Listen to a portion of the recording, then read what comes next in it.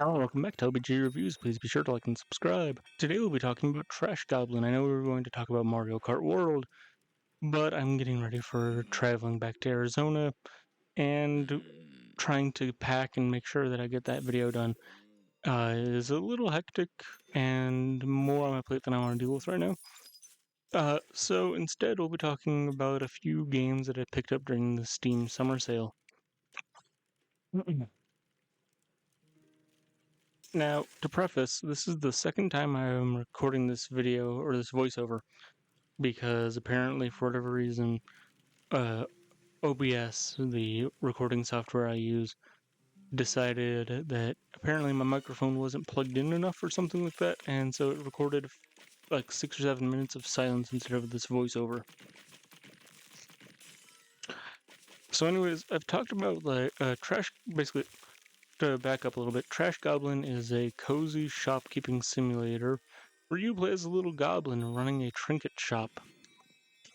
Now, I've talked about shop management simulator games before, and how a lot of those games have like special orders that have like time limits, or like special conditions that if you get them done within a certain amount of time or with certain criteria, you'll get bonuses and all that. Trash Goblin does not have any of that. So, although Trash Goblin is very sparse in its accessibility settings, Trash Goblin is also very laxed and lenient.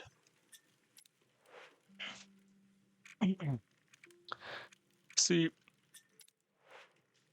in Trash Goblin, you play as this goblin, as I mentioned, that runs a trinket shop, and you're able to upcycle your trinkets, make them worth a little bit more, fulfill specific orders depending on what people want.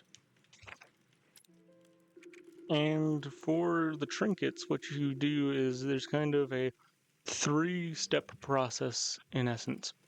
First, you get scavenger bags that basically have chunks of dirt and debris stuck to the trinkets, and you have to chisel the dirt and debris off the trinkets, and then you have to wash them off with a sponge, and then from there, you can upcycle it. Like if it's depending on what it is, you can upcycle it to turn it into something new, something unique. Then from there, what you do is you can take those trinkets you've upcycled, or even just the trinkets you've cleaned, and you can sell them to people. Now, in comparison to a lot of other shop management simulators, well, yes, Trash Goblin does not have like special orders that will expire if you don't get to them in time. Its system for dealing with customers is actually very relaxed compared to a lot of other shop management simulators. See, in a lot of other shop management simulators, you put your stock out onto the shelves, customers will wander in, buy it, and then like you can haggle them maybe, and then they walk out and that's the end of the transaction. In Trash Goblin, the way that it works is there are 2 types of customers: named customers and strangers.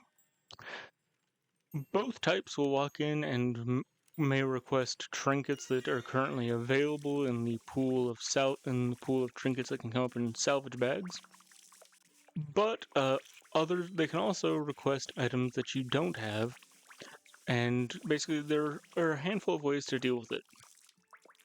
If a character has a name attached to them, like say there's a human girl in the game named Lucky, or there's a salamander guy named Donovan, or there's also like some mushroom people that have names. Those people, when they ask for a trinket, you can either tell them to wait right there and you can try to track down the trinket right then, which like that can be useful if you already have what they're asking for in stock. Maybe you just need to upcycle it first. That is useful and is available all the time, no matter which customer type you're dealing with. But for the named customers, the other option is you can tell them, I'll call you up when it's ready.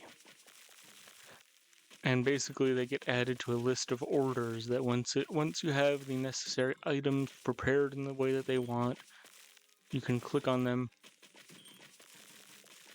Sorry, I thought I heard my grandfather come down the stairs.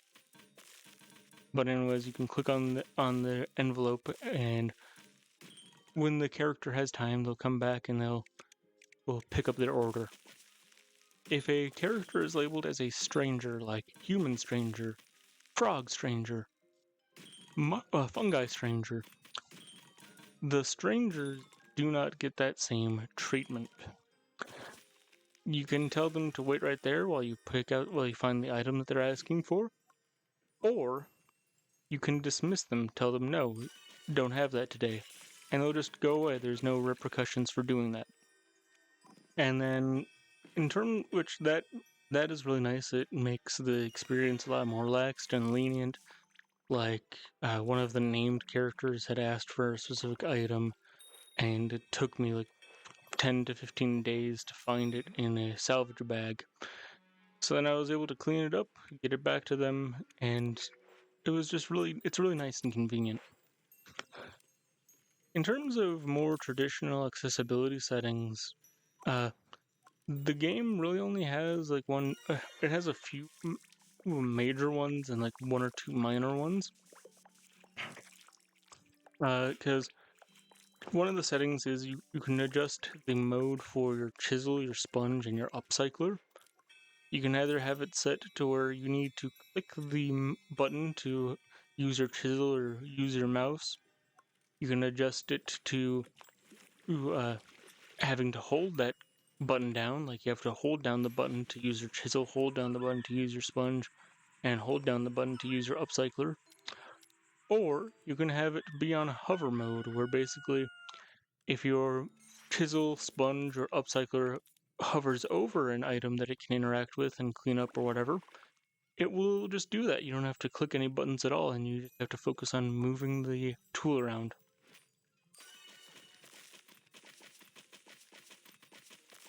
And the game is a lot of fun. I've been really enjoying just chiseling away, finding trinkets, filling orders, meeting the colorful cast of characters. It is so relaxed and so chill that if normal shop management simulators stress you out because of like time limited stuff like that, try Trash Goblin.